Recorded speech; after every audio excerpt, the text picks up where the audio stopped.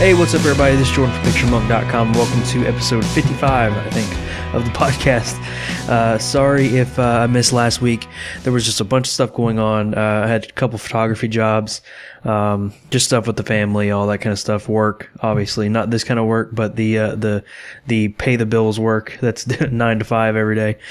So just a bunch of that stuff, just piled into 1 week, a couple weeks. And so, I just couldn't get to making a podcast. I did make a couple videos, but, podcast was put on hold for a little bit. So I wanted to go ahead and work this one out, and this one's, it's a topic, that was based off of a video that I saw. And we'll get to that in just a second. But, for the cool stuff of the week, it's the quote unquote news of the week. I found a cool thing on Pop Photo, and it has to do with someone placing an action camera on a pottery wheel. And if you are any sort of motion sickness, don't watch this video. I'm not really motion sickness. I don't get that a lot, but well, except on a boat, maybe. But I watched this, and it was I had a little mind bender there, but it was a really cool video to watch. Somebody put like a GoPro on the outside of a pottery wheel, and it just showed how they can. It was spinning as the wheel was spinning, and the I guess a vase they were making or something like that. It was a vase. They were just like forming it, and you can see how cool it looked from that perspective. But it was just a cool video. It's just kind of a fun thing. There's not really any major news that I saw that I really liked. So I just wanted to throw that out to you guys. So it's kind of a fun thing. So I'll put a link to that at the show notes, PictureMonk.com/PMP055. So that will be there for you guys. And let's go and roll into the listener question of the week. And this one is from, oh yeah, I remember when I pulled this one. I pulled this one only because of the name, really. And sorry guys, if you hear me kind of sniffling and stuff like that, allergies are just getting to me right now. So, that might be why I might cough a couple times. But I only pulled this one for the name, and it is from someone named April O'Neil, and and it was just a total Teenage Mutant Ninja Turtle reference. She is from Seattle, Washington. I'm not gonna say, hey, you must know the Ninja Turtles, just because I would assume, get that a lot. But I really just like the name. But I just went ahead and pulled the question, and she said, how do you deliver files to a client without paying for a service like Zenfolio? I kind of touched on this on the previous podcast, and Zenfolio is, a website service, but they also have a back end where you can deliver files to a client, like password protected and stuff like that. The way I'm delivering files to clients right now, my clients currently are real estate agents, and the way I deliver them now, simply through Dropbox. Really easy. You don't have, I think you get 2 gigs free on Dropbox. I have currently 5, because I think I had some people sign up using a referral link of mine. So, you get more space the more people we sign up. And so, I have 5 gigs there, and I just put the photos on there, and they allow them to download it. You can use, Dropbox as a service. Google Drive is also free. I think you do get 5 gigs with Google Drive. And all of these are considered, sort of standard industry things. Not everybody has a service that they pay for to deliver files to clients. Another one that not a lot of people know about is transferbigfiles.com. And what that service does, it's totally free. But it allows you to send tons of stuff through email. They basically just give you a share link, much like Dropbox would, and you send that link, and the clients can download the images right there. I think it's completely free. However, the link expires in 7 days, so the person on the other end has to make sure they download the files within that 7-day period, or you'll have to re-upload them again and send them another link. So that's another one to use. I use that sometimes if I'm sending just like one or two files that are really massive. If I send like a Photoshop file that has a lot of layers, and it can be like, 200 meg or something like that. I don't know. But yeah, I would use that and just give them that one file and they can download it. So hope that answers your question, April. And so let's go and roll into the main topic. The article that I was kind of talking about before, or the video that I was kind of talking about before, was there was a photographer giving 5 stages. I think I did 4, but I think he gave 5. Kind of blanking on the stages that he gave, but it was basically 5 stages of photography, and that has to do with interested. I think he gave them one-word names, but the first stage is interested. So that means you're very interested in how people produce images. Number 2 is learner. So you're not really, I guess they place learner before beginner. So learner is like you're learning the basic stuff that you need to try to get started. Beginner is 3rd, and then advanced amateur is 4th, and then pro. He didn't use expert, which is what other people would classify other photographers as expert photographers or master photographers or stuff like that. He just used pro. And so I kind of agreed with some of that, but I didn't agree with most of it, because that's just a high level view of the stages of photography. And the reason I'm talking about this topic is because I don't care who you are, you're going to fall into one of these 4 stages that I have, because I think these are more realistic at some point, and you might even go back a stage and then have to work yourself back up to another stage. And so the 4 that I have, and I'm going to touch on them briefly here real quick. Ooh, allergies. The first one is a total beginner. So a total beginner is just basically encompassing, I'm going to go get my camera or get a camera of some sort and try to take photos. And, I take a photo of what would consider to be a snapshot of something, just basically any photo that just anybody with a cell phone could take. So I just take a snapshot and, I take a snapshot and, what would that image do to set me apart? Mostly snapshots don't set anybody apart because they're just general images. So you're taking something and comparing it to other photographers that are more advanced as you, and then seeing how they do it and try to implement it. So a total beginner is just like everything is new to you. You may know how to use a camera in automatic mode, but you try to switch it to M mode or manual mode on your camera, and it just completely comes out black. So working your way to figure out how to get to that point, to take better images with your camera, learning composition and all that kind of stuff. The second one is finding your style. I think everybody has a style that they do, whether it's intentional or not. I think everybody has a style that they go towards, and it's, for me, it's more in the editing than the taking of the photo. So, when I go into Lightroom, I do the same thing to every photo and then play around with it after that. And so doing that same thing to every photo is kind of my go-to, my style, my work that I do. Not saying that anything is bad with that, because, I may do these 5 things to a photo and you may do these 2 things to a photo, and yours might turn out way better than mine. So it's just finding your style. What is your style? And so, that's stage 2.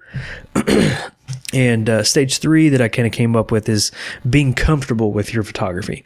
So this is a point where I think a lot of people stick and stay.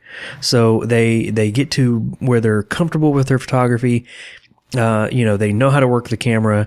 Somebody might come to them and say, "Hey, can you shoot my friend's wedding?" They'll pay, $100 to just pop in there, take a couple photos and be done with it. And you'll be more comfortable saying yes. you'll be like, I don't know, I might be able to help you out, and you'll go there, you'll be nervous, but you'll be more comfortable than obviously a person who's a total beginner, or someone that's trying to find the type of photography that they want to do. So being comfortable with your photography is definitely a stage that I think a lot of people stick and stay, because that's pretty much where I think I stay most of the time. So I'm going to touch on that again real quick. But the fourth stage, and the one where I think I'm currently at, not because of any reason in particular other than I'm not taking as much images as I want to, and that's when photography gets boring. So what I mean by that is not saying that it's not fun.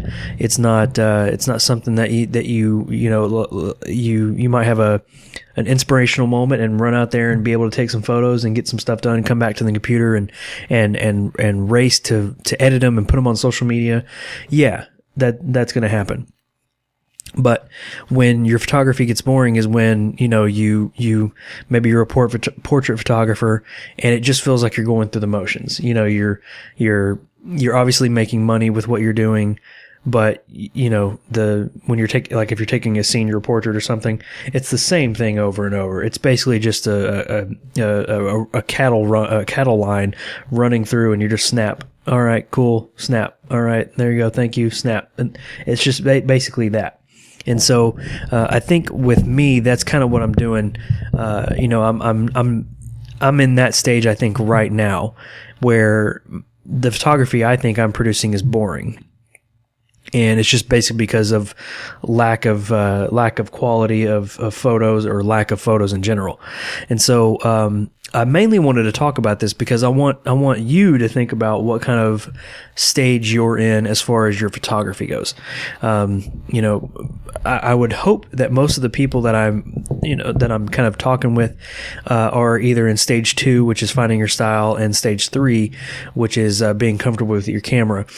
Not a lot of people stay in the whole total beginner phase unless they buy a camera and they have all these good intentions, and then they just don't do anything with it and put it in automatic mode, and they'll take a photo. So not a lot of people, I think, stick there, but I think a lot of people will fall into stage 2 and 3, which is finding your style and being comfortable with your photography. I don't think there's ever really an expert or a pro photographer, because stuff is always changing. Not necessarily cameras are always changing, but new ways of thinking are always changing. So you're not ever going to master that. You're not going to master any of that. It's like a chef trying to master being a chef. Yeah, you can be a master chef. You can know how to make anything in the world. But, I mean, that's kind of, if you know how to make everything, then it kind of gets boring, I would assume. That means you want to start advancing yourself, advancing your knowledge, advancing, putting this ingredient with this ingredient and seeing what happens there and stuff like that. So I'm really talking out, PG show, talking out my talking out of my rear end here. But I'm really talking out of that way because, I have no idea what a chef does, but other than cook. But when it comes to photography, it's just, you're never going to master anything. I think it's, what was it? Malcolm? No, there was I'm blanking on the name of the guy. I pulled it up before I did this podcast, but it's the guy that says 10,000 hours of practice makes you an expert. And I used to kind of think that a little bit. But it's kind of been debunked in a way. There's a lot of articles on there about, if you type in 10,000 hours, there's a lot of articles that kind of debunk that. I used to believe that, where, you have to not necessarily spend 10,000 hours, but spend so much time learning, reading, doing, trying to figure out photography, or trying to figure out a trade in general to make an expert. But I'm starting to think that there's really never an expert. There's people that are extremely good, but there's really never an expert. Because if you technically, I guess if you're an expert in photography, you are just, you know how to use a camera, you know how to use Lightroom, done. You're an expert because you know how to use those things that do that make photos. But are those photos substantial enough to set you apart from other people? I've just now noticed that this podcast is sort of a rambling podcast. I did not think it was going to be a ramble, but it kind of is.